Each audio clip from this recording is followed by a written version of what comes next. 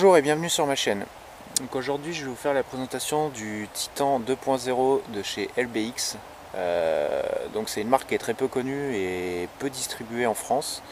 Maintenant on a la chance d'avoir un distributeur en France qui est exatac.com, sur lequel vous allez retrouver donc ce sac et diverses pochettes de la même marque qui vont vous permettre d'agencer votre sac comme vous le voulez. Donc je vais vous en faire la présentation. On est sur un sac qui fait 38 litres, qui a pour dimension 51 cm sur 28 de large et 20 d'épaisseur. On est sur du nylon. Et voilà, donc c'est un sac qui est plus dédié pour le transport, plus dans une gamme militaire. Donc pour le transport d'armes, voilà, enfin transporter son équipement on va dire. Donc comment il se présente? Alors à l'arrière vous avez deux grosses comment dire, bretelles qui sont assez épaisses et bien rembourrées et bien confortables. Donc ça c'est plutôt sympa. En termes de confort, franchement il n'y a rien à redire. Moi j'en suis plutôt content, hein, depuis 4-5 mois que je l'ai là, à beaucoup l'utiliser, j'ai pas de problème de ce côté là. Vous avez ici des 3 pads donc, qui vont dessiner une cheminée en fait pour l'évacuation de la transpiration. Donc là c'est pareil, on est vraiment sur un confort vraiment nickel, il tient bien au dos, pas de soucis, moi j'en suis vraiment content. Donc les bretelles ont un détachement rapide par le Fastex.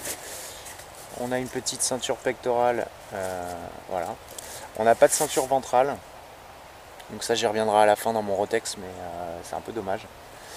Ensuite à l'arrière vous avez ici une poche qui est dédiée à la base pour un ordinateur ou une grande tablette.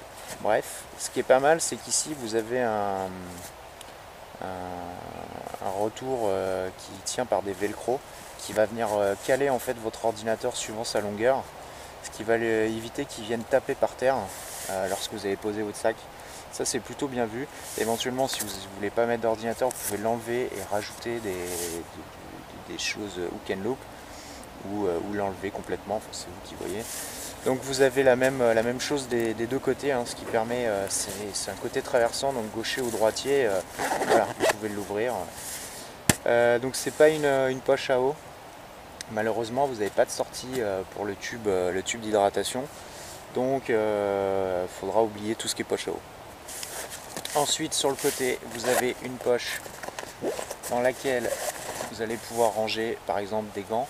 Donc c'est pas une poche dans laquelle vous allez pouvoir mettre une gourde type Nalgene ou autre, hein, c'est pas possible, ni en termes de hauteur, ni en termes d'épaisseur, ça va pas, c'est pas gérable. Donc c'est plus une poche de rangement, voilà. Ici vous allez retrouver le logo LBX, ça c'est un peu dommage, j'aurais préféré que ce soit sur un scratch qu'on puisse enlever comme on voulait. Bon, ils ont décidé de le mettre, de le coudre dessus, c'est un peu dommage.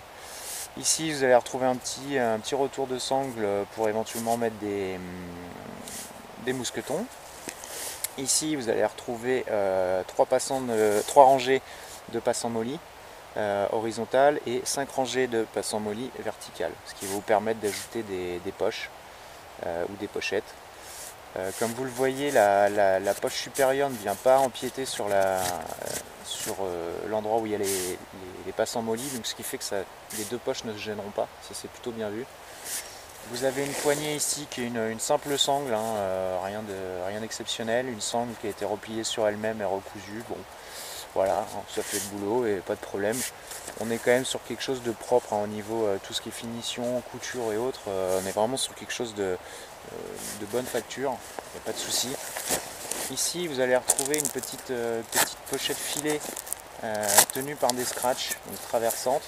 Vous allez pouvoir, moi j'ai déjà mis un Shemag qui dépasse de chaque côté, mais Shemag, paire de gants, éventuellement une petite trousse bobo, voilà, c'est un accès rapide. On peut même penser à sécuriser ici avec là à l'aide d'un mousqueton pour pas que ça s'ouvre. Bon, voilà. Ensuite vous avez là une poche fourre-tout. Donc là, moi, vous voyez, j'ai trouvé un amadouillé aujourd'hui, donc je l'ai ramené. Donc c'est qui est assez grande. Hein. Ici, vous avez une poche, pareil, qui est assez grande. Fourre-tout aussi, hein, il n'y a pas de petit rangement interne. Ici, vous allez retrouver un velcro, donc pour mettre des patchs. Ici, particularité de ce sac, c'est que vous allez retrouver encore toute une surface velcro. Alors soit vous êtes un fanat comme moi, vous mettez des patchs, mais initialement c'est prévu pour mettre une pochette pour des chargeurs qui sera sécurisée par deux petits Fastex qui sont ici. Voilà. Et qui va venir ici. Donc, et cette partie-là donc s'enlève complètement. Mais on peut penser soit à rajouter une poche hook and loop admin qui va nous permettre d'avoir une poche admin en extérieur. Enfin voilà, ça nous fait de la surface supplémentaire pour ajouter des pochettes hook and loop. Et si on n'en veut pas, on peut cacher. Voilà, ce qui va rendre le sac vraiment beaucoup plus discret et plus low profile. Vous avez tous les pull tabs qui sont livrés comme ça, j'ai pas fait de rajout. Donc là vous avez vraiment des bons pull tabs, hein, vraiment on est sur quelque chose de propre. Au niveau des fermetures éclairs, pareil, quelque chose de propre, il n'y a pas de souci. Ensuite pour l'ouverture, donc soit vous ouvrez manuellement jusqu'au bout, ou alors après vous pouvez tirer dessus. Et là, ça va venir s'ouvrir. Donc comme vous le voyez, ça s'ouvre sur toute la hauteur. Et ensuite à l'intérieur, voilà l'agencement que vous pouvez faire. Donc à l'intérieur, c'est complètement du velcro femelle. Donc vous pouvez vraiment agencer comme vous voulez. Grâce à des pochettes hook and loop LBX ou autres. Hein, 5.11 en fait, Maxpedition en fait, enfin toutes les marques maintenant, Tasmanian Tiger en fait. Il y a vraiment toutes les marques en font. Donc vous voyez, je vous avais présenté ce petit accessoire il y a quelques temps de chez 5.11. Donc voilà, je l'ai.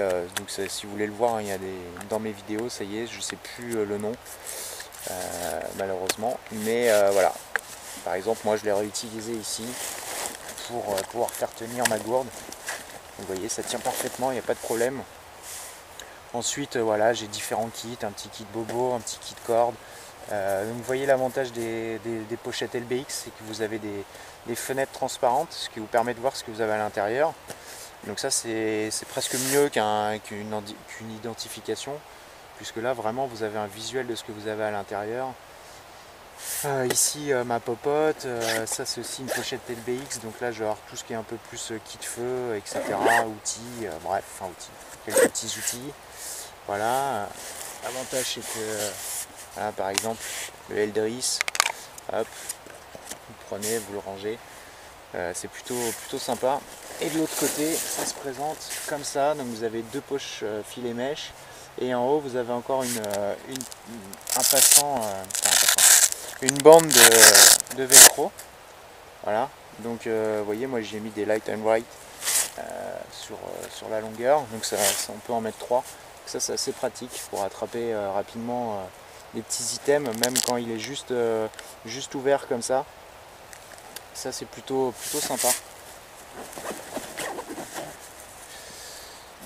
Donc voilà, comme je vous l'ai dit, il est disponible sur le site exatac.com, le seul distributeur à ma connaissance en France.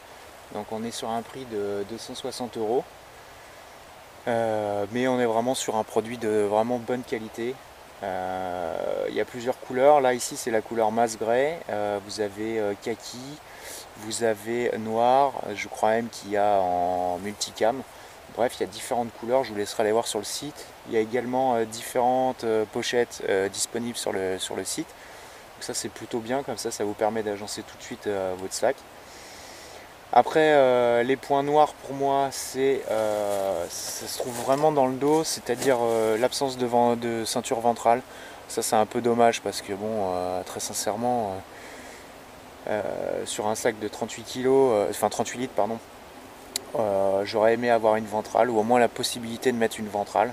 Bon, ça c'est un peu dommage. Et la deuxième chose, c'est l'absence de sortie pour poche à eau. et même de liens, enfin pas de liens, mais d'accroche pour poche à eau, puisque du coup on ne peut pas en mettre du tout. Bon voilà, moi je sais que j'aime bien, je trouve ça pratique. Voilà, je trouve ça un peu dommage aussi qu'ils aient pas prévu une sortie à un endroit. Donc je trouve ça dommage pour le prix. Je pense que si on avait été sur un sac un petit peu moins cher, ça m'aurait moins gêné.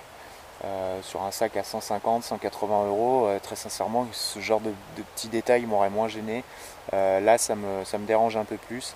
Maintenant, comme je pense que ça a une utilité bien spécifique dans le milieu militaire, et que c'est plus, je pense, des sacs de transport ponctuels et pas forcément des sacs de randonnée, comment dire, pour faire des longues distances.